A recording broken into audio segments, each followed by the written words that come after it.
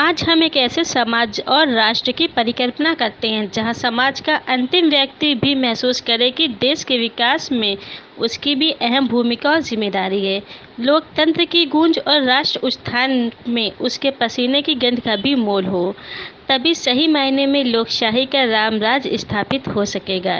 एक ऐसा समाज जो पारदर्शी नेतृत्व, आधुनिक तकनीकी और नेक नियत के साथ बुजुर्गों का सम्मान, स्त्रियों की सुरक्षा और नौनिहालों का स्वर्णिम भविष्य की गारंटी देता हो। ये कहना था राष्ट्रीय लोक नीति पार्टी के कन्वीनर एडमिन दीपक पांडेय का।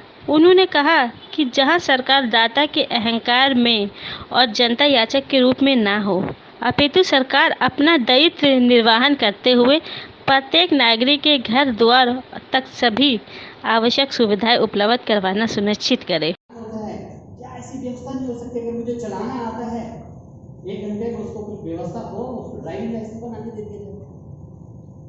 That is the way how to facilitate citizens. हम लोगों को कैसे एक मदद की दृष्टि से, रिफॉर्म्स की दृष्टि से देखते हैं, ये नजरिए का सवाल है। और अभी का क्या है मकसद? हम नेगेट करने के लिए चीजों को स्क्रूटिनाइज करते हैं कागजों पे। क्या गलती ढूंढी जाए और ये लिखा जाए कि इस गलती के कारण आपकी एप्लीकेशन रद्द की जाए। यहाँ पे हमें प्यूरिटिव अप्रोच की अपेक्षा एक रिफॉर्मेटिव अप्रोच की ओर जाने की जरूरत है। तो ये गवर्नेंस स्ट्रेटेजीज की कुछ बात इसमें रही है लोक नीति में। और तीसरा जो बड़ा इसका मुद्दा है वो है optimum use of technology. Kumar साहब ने, आलोक साहब ने बहुत इंपॉर्टेंट एक बात कही थी कि ये जो 21वीं सदी है ये डेटा ड्रिवन सदी होगी, ये टेक्नोलॉजी पर आधारित होगी। गवर्नेंस के सारे मायने तकनीक डिसाइड करेगी क्या होने वाला है। सबसे पहले हम एक बात यहाँ पे कर रहे हैं, सिंगल आइडेंटिटी कार्ड। अभी हम क्या कर रहे हैं, पूरा जेब हमारा कार्डों से भरा होता है। Driving licence, PAN card, LIC का card, voter card, Aadhaar card, इतने कार्ड आप खोलते रहेंगे और इतने कार्ड के बावजूद भी आपके पास कोई भी एक ऐसा कार्ड नहीं है जो यूनिफॉर्म हो और ये साबित करता है कि आप भारत के नागरिक। भारत की नागरिकता को प्रमाणित करने वाला एक यूनिफॉर्म कार्ड कोई भी देश में उपलब्ध नहीं। अलग अलग पहचान है सभी, लेकिन क्या एक कार्ड नहीं हम बना सकते हैं जिसमें हमारे इनकम टैक्स की इंफॉर्मेशन हो सकती है, उसमें हमारी हेल्थ की इंफॉर्मेशन हो सकती है, फाइनेंस की इंफॉर्मेशन हो सकती है, और उसमें लैंड और रेवेन्यू हमारे मामले में क्या है वो इंफॉर्मेशन हो सकती है, एम्प्लॉयमेंट परमिट की इंफॉर्मेशन उसमें हो सकती है। अगर उस कार्ड को लेकर मैं एक बैंकर के पास जाता हूँ, अभी क्या होता है, आप कागज जमा करो, सिविल चेक होगा, कुछ होगा, आपने प्रॉपर्टी में मॉर्गेज करनी है, तहसीलदार के पास जाएंगे, तो सारी प्रोसेस करने के बावजूद उसमें 15-20 दिन, महीने का वक्त निकल जाता है। हम आज की डेट में भी कागजों से खेल रहे हैं, और कागज कितने सच्चे पक्के होते हैं दुनिया जानती, सब जानती। हमारे पास उनको स्टैब्लिश करने का कोई तरीका नहीं है कि वो सच में है कि गलत है। कोई भी अटेस्टेड कागज दे तो कोई नहीं बाद में वेरीफाई करता है कितना सही है कितना नहीं। हम किस धोखे में आज की डेट में जी रहे हैं, सब बिल्कुल नहीं है। अगर हम इस सिंगल आइडेंटिटी कार्ड की बात करें, जो आज की डेट में आधार भी नहीं है, आधार कार्ड ये स्टैब्लिश नहीं करता कि आप भारत के नागरिक हैं, ये सुप्रीम कोर्ट ने भी कहा है। और आधार कार्ड बनाने की प्रक्रिया में भी वेरिफिकेशन का कहीं कोई लेवल नहीं। हमें अगर सिंगल आइडेंटिटी कार्ड नागरिकों को इश्यू करना है, वो क्या आधार हो सकता है उसका? उस कार्ड में मेरी स्टेट का कोड होगा, डिस्ट्रिक्ट जहां से मैं बिलोंग करता हूं उसका कोड होगा, जिस ब्लॉक से या शहर से मैं बिलोंग करता हूं उसका कोड होगा, और जिस मोहल्ले कस्बे में, पंचायत में, वार्ड में मैं रहता हूं उसका कोड होगा। फिर सीरियल नंबर उस जगह आगे चलते हैं, तो और उसको वेरीफाई किया जाए कि वहां पे मेरी पुश्तैनी और प्रॉपर्टी है। कुछ तो ऐसा करना पड़ेगा कि मैं इंफॉर्मेशन दे रहा हूँ, उसका बेसिस क्या है, वेरिफिकेशन की प्रोसेस साथ में डिवाइड होनी चाहिए। तो ये आइडेंटिटी कार्ड हमारा इस तरह से जनरेट हो सकता है, और आपको जो नंबर मिलता है उस नंबर से आप पहचाने जाएंगे कि आप तमिलनाडु के किस ब्लॉक के, किस कस्बे के, किस गांव के आदमी हैं। वो कार्ड आपका सिंगल बता सकता हूँ, क्योंकि ये कोडिंग ऑलरेडी भारत सरकार ने की हुई है, इसमें नया कुछ करने का सवाल नहीं है, सिर्फ हमने इंटीग्रेट करना है इसको, और हमने इसको पायलट किया है। आज जो हम यहाँ पे बात कर रहे हैं इन सभी को हमने पायलट करके रखा हुआ है, इसलिए इसको प्रमाणिकता के साथ हम बात कर रहे हैं कि कोई कैलिकुला बनाने की बात नहीं, ऐसी व्यवस्था हो सकती है। और अगर मैं बैंक में जाता हूँ, मुझे लोन लेना है, तो मैं मेरा कार्ड स्वाइप वहाँ पे हो, बैंकर के पास यूजर आईडी अपनी हो, वहाँ पे मेरी फाइनेंशियल इंफॉर्मेशन ही वो देख सकेगा, वो वहाँ पे करेगा, डिसीजन लेगा, डेटा को देख के तुरंत डिसीजन ले लेगा, देना है नहीं देना है, क्या जो भी करना है। मैं हॉस्पिटल में जाता हूँ, वो कार्ड स्वाइप हो, डॉक्टर के पास भी अपनी ऑथेंटिकेशन प्रोसेस हो, यूजर आईडी हो, और वो वहाँ मेरा हेल्थ डेटा चेक करे कि पुराना ट्रीटमेंट मेरा क्या रहा है, उसके हिसाब से आगे क्या प्रेस्क्राइब करना आपने वो व्यवस्था की जाए। मैं यहाँ से पौंडीचेरी जाता हूँ, पौंडीचेरी में एंट्री में ही मेरा कार्ड स्वाइप हो, वहाँ पे मेरी एंट्री हो जाती है कि ये आदमी हिमाचल का आदमी है, दिल्ली का आदमी है, वहाँ पे इस दिन एंटर किया। लोगों को ट्रैक भी किया जा सकता है। आज की डेट में अपराध करके जो लोग इधर भागते फिरते हैं, उसको भी कंट्रोल करने की मदद मिलेगी। ऐसी व्यवस्था को इसमें लागू किया जा सकता है। दूसरा, ये टेक्नोलॉजी बहुत कमाल की चीज है आज की डेट में। प्रश्न पूछिए। आज आप जरा आगे आइए थोड़ा सा। जो वारदात आयोजित की, इसका क्या मकसद है, इसके बारे में ब्रीफ करें। देखिए, आज एक लोकनीति पार्टी का पदार्पण हुआ है भारत के राजनीति में, जिसको आज आप लोग राजनीति कहते हैं, इसलिए हम ये राजनीति शब्द का इस्तेमाल कर रहे हैं। ये राजनीति नहीं है, ये लोकनीति है। लोगों का देश है ये किसी एक व्यक्ति का देश नहीं है।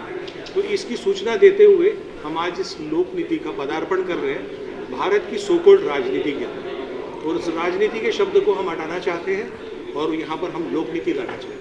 लोगों की नीति है, लोगों की नीति जो है, जो भी लोग चाहते हैं उसी नीति को मतलब जो आप 5 मुद्दे लेकर चल रहे हैं उनके बारे में कुछ बताइए, कौन से 5 मुद्दे लेकर आप आना चाहते हैं इस पर? जी, ये स्ट्रेटेजीज़ हमारी हैं। पहली बात हम कर रहे हैं कि न्यू एरा लीडरशिप की बात कर रहे हैं कि ऐसे व्यक्तियों को जो सेवा भाव से, जिनमें पॉलिटिकल इन्फेक्शन नहीं है, जोड़ तोड़ और दूसरों को नीचा दिखा के खुद आगे बढ़ने की प्रवृत्ति वाले लोगों से हम बचना चाहते हैं। साफ छवि के लोग, सेवा भाव से जो आगे आएँ, उनको हम न्यू एरा लीडरशिप के रूप में देखना चाहते हैं। दूसरा, इसमें इनोवेटिव गवर्नेंस स्ट्रेटेजीज़ की हम बात करें, हम फैसिलिटेटिव गवर्नेंस की बात कर रहे हैं। हम पर शासन करने की ज़रूरत नहीं है, बल्कि हमने फैसिलिटेट करना है। जो राज्य का जो रोल है, गवर्नमेंट का रोल है, एक नागरिक को ऐसी व्यवस्था दे, ऐसा माहौल दे जहाँ पर उसका मानसिक, शारीरिक, सामाजिक, आर्थिक और आध्यात्मिक विकास हो सके।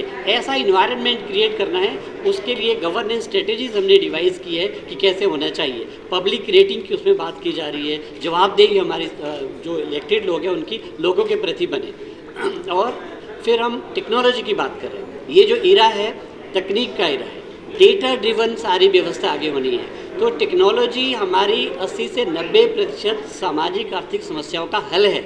हम रियल टाइम डेटा मैनेजमेंट के माध्यम से आगे बढ़ना चाहते हैं, और उसमें बहुत सारे ऐसी व्यवस्था हो जाएगी कि हमें समस्याएं ऑटोमेटिकली एड्रेस हो जाएगी, उनको एड्रेस करने की ज़रूरत भी नहीं पड़ेगी। तो टेक्नोलॉजी एक बहुत बड़ा आधार होने वाला है। आर्टिफिशियल इंटेलिजेंस है, इंटरनेट ऑफ थिंग्स है, जो भी कुछ ज़रूरत पड़ी हम टेक्नोलॉजी के साथ आगे बढ़ेंगे। देन पीपल पार्टिसिपेशन, गवर्नेंस में लोगों की मैक्सिमम पार्टिसिपेशन करने की बात हम कर रहे हैं कि लोग अपनी जो भी व्यवस्था है उसमें अपनी वोटिंग कर सके, रेटिंग कर सके, पीरियडिकली कर सके। और जो व्यक्ति इलेक्टेड आदमी ठीक से काम नहीं करते हैं उनको वापस बुलाने के लिए भी हमने आधार बनाए हैं कि शुरू में एंट्री से पहले वो अपना ऑथ करेंगे, एफिडेविट देंगे कि अगर मैं सही परफॉर्म नहीं कर पाता हूँ, लोग मुझे वापस बुलाते हैं, तो मैं बेहिचक वापस आ जाऊंगा। उसकी हम बात करें। और साथ में हम सिटीजन्स की अकाउंटेबिलिटी की हम बात करें। हम सिटीजन्स को भी बेलगाम नहीं छोड़ सकते हैं, जो इच्छा करना शुरू कर दिया। हमें एक सुव्यवस्थित चरित्र तैयार करने के लिए एक रीजनेबली कैसे बिहेव करना सिटीज़न को, ये भी लाने की ज़रूरत है। इसके लिए हम सिटीजन्स अकाउंटेबिलिटी एक्ट लाने की बात कर रहे हैं। वहाँ क्या किया जा सकता है, क्या नहीं किया जाना चाहिए, उस पर साथ में हम हैप्पीनेस इंडेक्स की बात कर रहे हैं कि कोई भी व्यक्ति सरकारी काम के लिए सरकारी दफ्तरों के चक्कर नहीं काटेगा, सरकारी ऑफिसर्स के पीछे नहीं भागेगा। जो भी सरकार से जुड़े हुए काम हैं, पब्लिक सर्विस डिलीवरी से जुड़े हुए जो काम हैं, वो ऐसी व्यवस्था होगी घर में जाके लोगों के होंगे। तो जब जाएंगे नहीं कहीं तो रिश्वत देने की ज़रूरत नहीं पड़ेगी। तो एक व्यवस्था में परिवर्तन किया तो इसका व्यापक आप इसका इम्पैक्ट देखेंगे कि रिश्वत पर हमें बात करने की ज़रूरत ही नहीं पड़ेगी, ऑटोमेटिकली ख़त्म हो रही है, इसकी ज़रूरत ही नहीं पड़ेगी। तो हम प्रॉब्लम खड़ी करके समाधान की ओर आगे नहीं जाना चाहते, हम जड़ से उसको प्रॉब्लम पैदा ही ना हो उस स्तर पे हमने अपने कुछ तरीके अख्तियार किए हैं, जिनको हमने पहले टेस्ट ऑलरेडी कर चुके हैं कि समाज में इसका क्या इम्पैक्ट होने वाला हो, प्रयोग किए जा चुके हैं। उनके आधार पर ये नीति का आगाज़ हुआ। हमारे पास जुमले नहीं है। राज्यों में विधानसभा के चुनाव होने वाले हैं, क्या आपकी पार्टी इसमें पार्टिसिपेट करेगी? बहुत अच्छा प्रश्न है। देखिए, आज हम आयोजन किया है, पार्टी को लॉन्च किया है। ये डिपेंड करता है कि लोक नीति पार्टी का मतलब लोगों की पार्टी है। अगर उन राज्यों के लोग आगे आते हैं, इन विषयों को अडॉप्ट करते, ऑन करते हैं, मूवमेंट खड़ी करते हैं, बदलाव तो होना चाहिए देश में और जल्दी होना चाहिए। शीघ्र बदलाव होगा, शीघ्र व्यवस्था परिवर्तन होगा, शीघ्र लोगों में सुख शांति और अमन चैन और हम मुस्कुराहट चेहरे पर लाने की बात करते हैं, वो तब होगी। डिपेंड करता है उन राज्यों के लोग कितने आगे आते हैं, कितना इन चीज़ों को टेकअप करते हैं। अभी हिंदुस्तान के अंदर कितने स्टेटों में आपने पार्टी को लॉन्च किया है और अभी कितने मेंबर्स के साथ आपने पार्टी को जो है शुरुआत की है? देखिए, आज ये पहली प्रेस कॉन्फ्रेंस है, आज ही हमने इस पार्टी को लॉन्च किया है, दिल्ली से यहाँ से लॉन्च किया है। एक्सपेंशन का काम इसके बाद होना है। तो अभी किन किन राज्यों में हम पहुँच पाते हैं, ये डिपेंड करता है कि हमारी आउटरीच कितनी होगी और वहाँ के लोग कितनी सहजता के साथ इसको आज का दिन एक हिस्टोरिक दिन है और आज की ये जो पार्टी का आगाज़ हुआ है, देखिए लोगों में बहुत ज़्यादा इसकी एक्सेप्टेंस आएगी। आज तक हमने जिन लोगों से भी बात की है, हर कोई एक्सेप्ट करता है। आज की डेट में हमें जुमले नहीं चाहिए, हमें एक्चुअल काम चाहिए।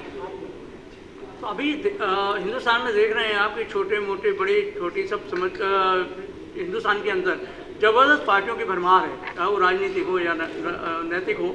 तो उसके बीच में आप अपनी जगह कैसे बनाएंगे, उसको जरा थोड़ा जो स्पेशलिटी हो आपकी बताएं। ये डॉक्टर शर्मा ने शुरू में बताया कि ये राजनीति नहीं होगी, ये ट्रिक्स की नीति नहीं है, ये लोक नीति है और लोक नीति बेस्ड ये पॉलिटिकल पार्टी है।